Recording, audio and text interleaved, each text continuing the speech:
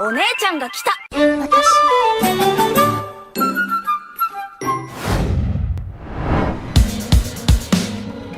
Well teman-teman, sesuai dengan apa yang kita perkirakan kemarin, akhirnya GOT 13 generasi pertama menunjukkan taringnya di episode ke-7 ini. Kita bisa melihat bagaimana sisi kebrutalan dan kesadisan yang dilakukan mereka pada peristiwa peperangan 1000 tahun lalu. Ada banyak sekali kejutan di sini, dari mulai penampakan para pendiri GOT 13, kedatangan Ichigo yang super duper epic, adanya pertarungan antara Ichigo melawan Yuhava yang super smooth, ditambah momen kematian sang komandan yang terasa begitu menyedihkan. Intinya episode kali ini ngeri-ngeri sedap. Selain disuguhkan pada flashback yang membuat pembaca manga senang, kita juga dibuat merinding di setiap momen yang ditampilkan. Dan overall, episode ke-7 dirasa sangat spesial dan berbeda dengan episode-episode sebelumnya. Tidak ada panel manga yang dihilangkan, justru terdapat banyak shot dan scene yang ditambahkan. Belum lagi visual yang ada di dalam credit scene kini telah diganti dengan visual yang menampilkan para kapten GOT 13 generasi pertama. Untuk lebih jelasnya mengetahui rentetan kejadian yang terjadi di episode ke-7, mari langsung saja kita masuk ke dalam breakdown anime Bleach Arc Thousand Year Blood War.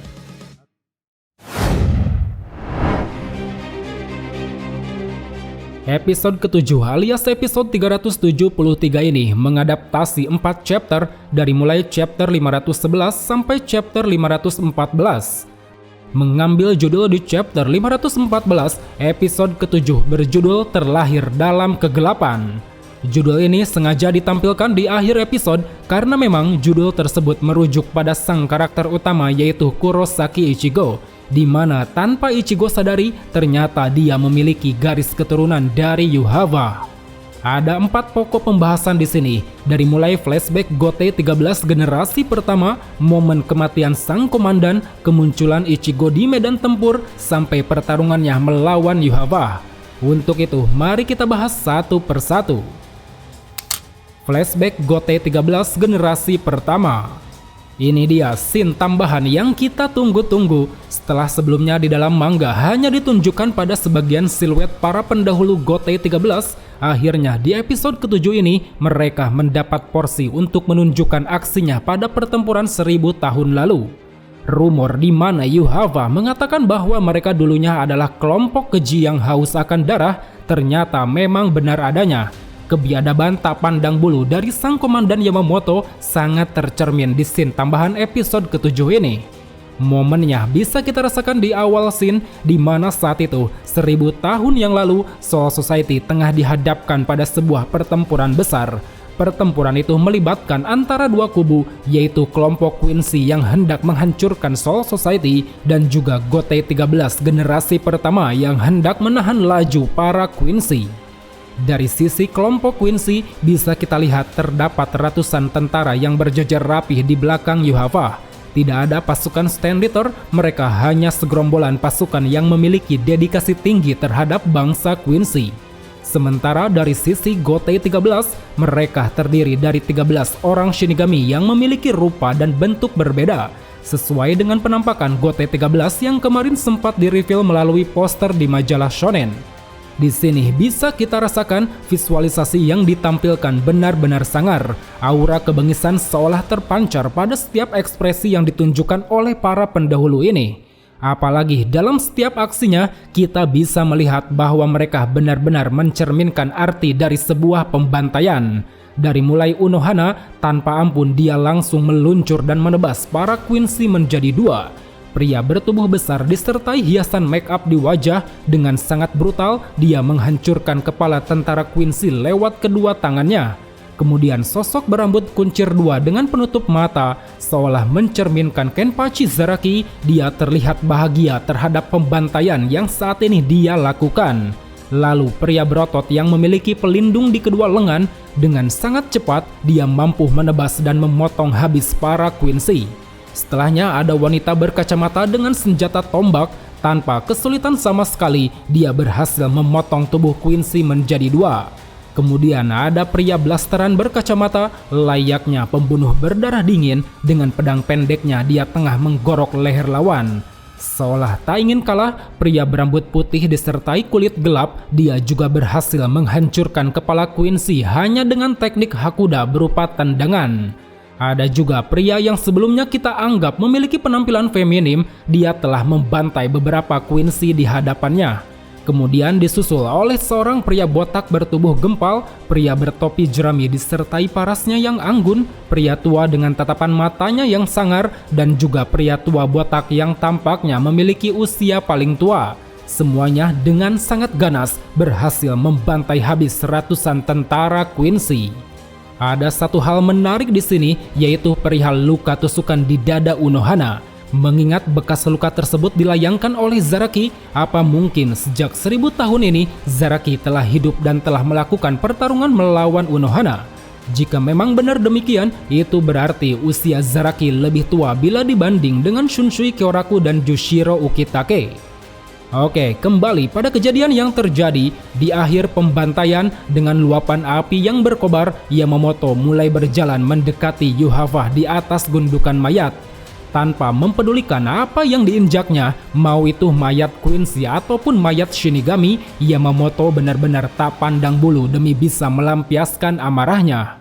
Hingga sampailah di puncak pertempuran di mana Yamamoto dan Yuhava kini telah saling berhadapan. Saat itu tanpa diduga-duga, Chojiro selaku tangan kanan Yamamoto rupanya telah bersembunyi di balik gundukan mayat.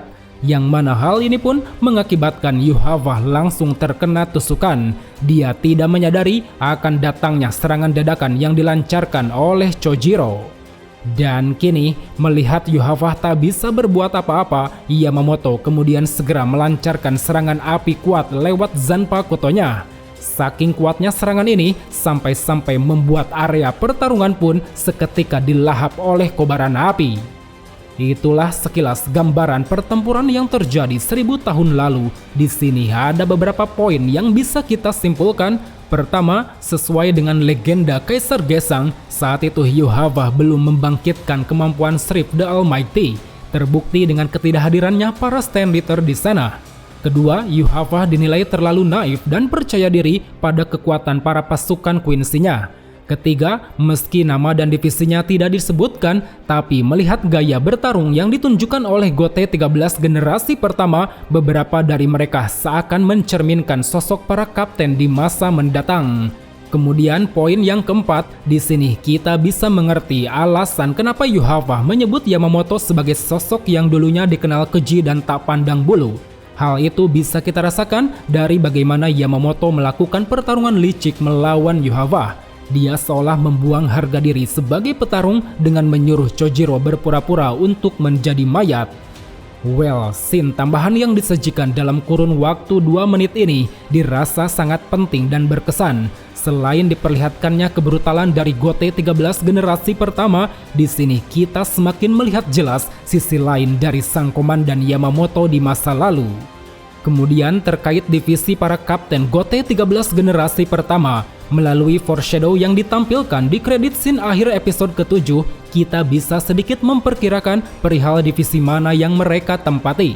Karena jika kita urutkan dari angka 1 sampai 13, 2 nama dari mereka berada di urutan yang sesuai, yaitu divisi 1 dan divisi 11. Oke, dimulai dari komandan Yamamoto. Sebagai seorang pendiri, dia mengisi tempat di divisi 1. Kemudian pria blasteran berkacamata ada di divisi 2. Hal ini sedikit sesuai dengan gaya bertarung yang dia tunjukkan, di mana gesturnya seolah mencerminkan pasukan Onmitsu Kido yang memang ditangani oleh divisi 2. Lalu pria berambut putih dengan kulit coklat ada di divisi 3. Meski penampilan dan gaya bertarungnya terkesan mirip dengan Yoroichi Shihoin, tapi mungkin saja sebelum bertanggung jawab penuh atas divisi 2 dan Onmitsu Kido, keluarga Shihoin awalnya mengisi divisi 3. Setelahnya sosok jangkung terkesan feminim ada di divisi 4. Jika merujuk bahwa dia adalah leluhur keluarga Yamada, bisa jadi itu selaras dengan posisi yang ditempatinya sebagai kapten divisi 4. Kemudian pria berotot dengan bulu-bulu di tangannya ada di divisi 5. Sosok brutal dengan rambut kuncir dan penutup mata ada di divisi 6. Pria tua dengan tatapan sangar ada di divisi 7. Wanita berkacamata dan berdada besar ada di divisi 8. Pria botak berkacamata ada di divisi 9. Pria muda dengan topi jerami ada di divisi 10. Sang Kenpachi pertama Yachiru Retsu Unohana ada di divisi 11. Pria bertubuh besar dengan make up di wajah ada di divisi 12. Dan terakhir pria tua bangka ada di divisi 13. Semua para kapten yang ditampilkan di kredit scene ini memang belum dikonfirmasi secara jelas apakah benar urutan yang ditampilkan sesuai dengan divisi yang mereka tempati.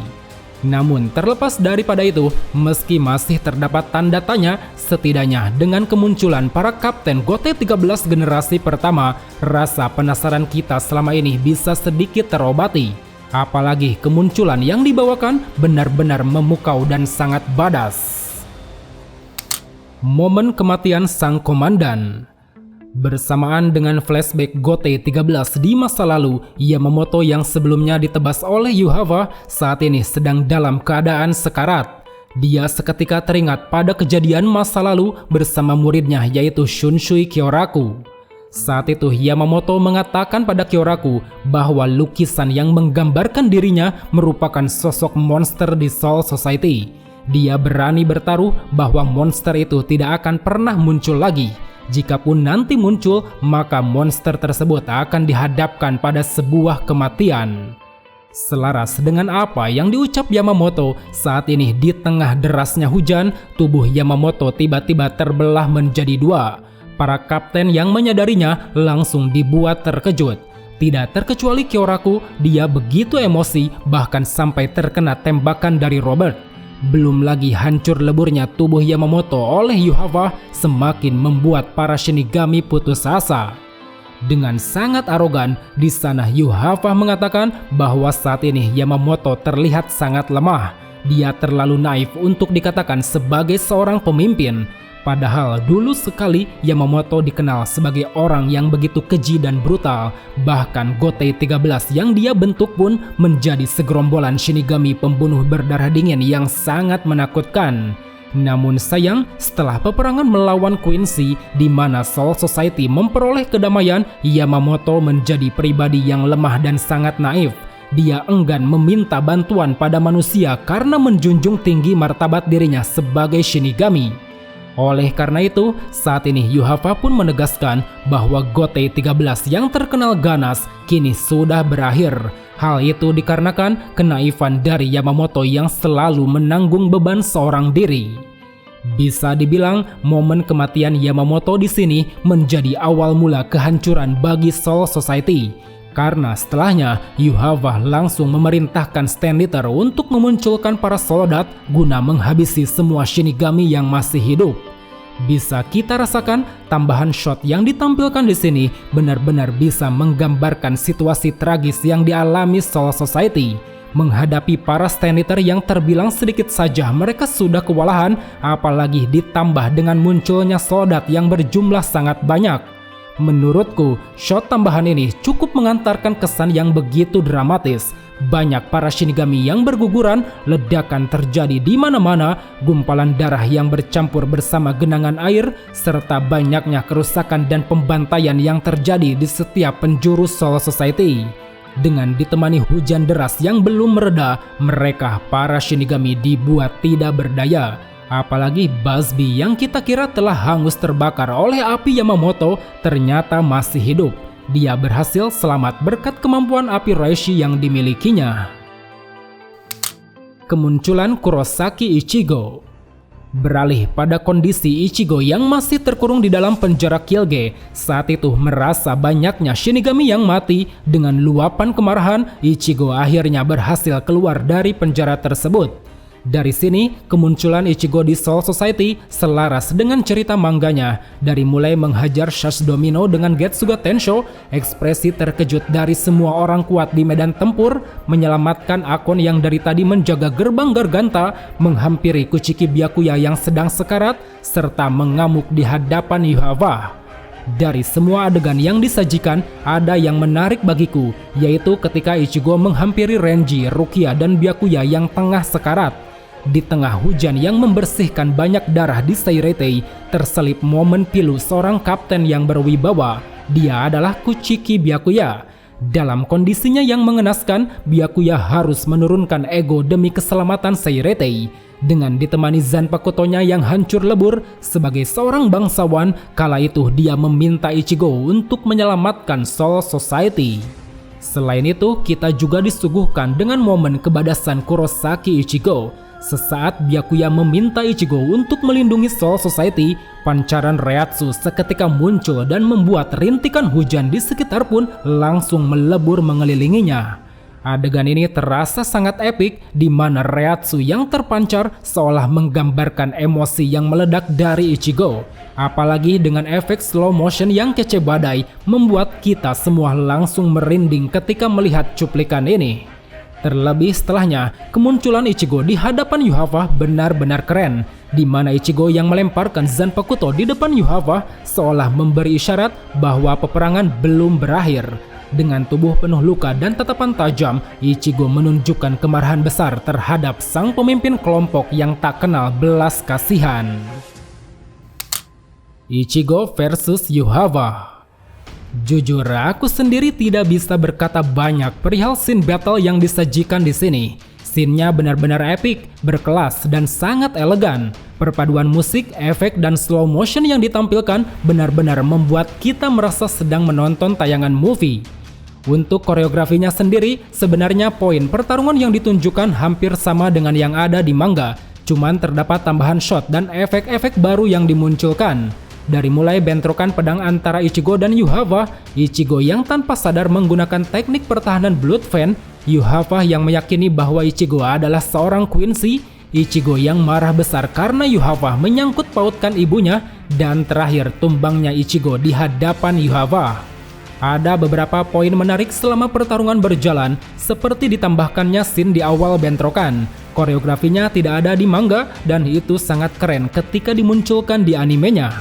Kemudian, efek pertarungan yang disajikan di sini terlihat presisi dan tidak bikin sakit mata. Mungkin itu dikarenakan efek pencahayaan yang dibikin redup ditambah saturasi warnanya yang dibikin gelap. Selanjutnya, di akhir pertarungan terdapat tambahan shot dan teknik baru yang dimunculkan. Jika di manga Ichigo langsung kalah begitu saja, tapi di animenya Yuhava mengeluarkan sebuah teknik baru bernama Qual Cries. Dengan cara memunculkan panah-panah Reishi di sekitar, selain mampu menembakkan rentetan anak panah, lewat panah tersebut, Yuhava juga mampu mendorong puing-puing bangunan untuk menghantam Ichigo. Yang mana hal ini pun seketika membuat Ichigo langsung tak berdaya meski sudah menghalaunya dengan Getsuga Tensho dan teknik Blood Fan. Setelah Ichigo dibuat babak belur, sesaat Yuhava hendak menghabisi Ichigo, tanpa sadar dia telah mencapai batas waktu aktivitas di luar dimensi bayangan. Yuhava mengira kekeliruan yang dia alami saat ini akibat perjumpaannya dengan Aizen di penjara bawah tanah. Dalam waktu yang sangat singkat, Aizen telah mampu membingungkan persepsi Yuhava terkait waktu yang dia gunakan di luar dimensi bayangan. Dan kini, menyadari waktunya telah habis, Yuhava kemudian memerintahkan semua pasukan untuk kembali ke Vandenreich. Terlihat para Stand Eater termasuk Bambieta Buster Bean, Mas Demaskulin, Robert Acutron, Changdu, Busby, Meninas McAlone, tentara Soldat, semuanya mulai masuk ke dalam pintu dimensi bayangan. Namun sebelum Yuhava dan Yugram pergi dengan luapan kemarahan dan tatapan yang menyimpan tanda tanya, Ichigo yang telah bangkit kemudian mengerahkan sisa tenaganya untuk menghentikan Yuhava. Akan tetapi, belum sempat Ichigo mendekat, secara mengejutkan Zanpakuto Tensa Zangetsu berhasil dipatahkan lewat satu tebasan dari Yugram. Episode ke-7 ini pun kemudian ditutup dengan perkataan Yuhava. Dia mengatakan bahwa Ichigo merupakan anaknya yang terlahir dari kegelapan. Perkataan ini lantas membuat Ichigo dipenuhi tanda tanya. Selain dibuat bingung dengan maksud Yuhava, dia juga dibuat frustasi dengan Zanpakutonya yang telah patah. Well teman-teman, overall aku sangat puas dengan episode ke-7 ini. Banyak sekali bumbu penyedap yang disajikan, dari mulai momen yang bikin kita merinding, goosebump, terharu, sampai dibuat terkesan dengan momen battle antara Yuhava dan Ichigo. Mungkin sampai di sini saja untuk ulasan di video kali ini. Jika ada tanggapan lain, silahkan tulis di kolom komentar. So, sampai jumpa di video selanjutnya. Salam Bleach Lovers.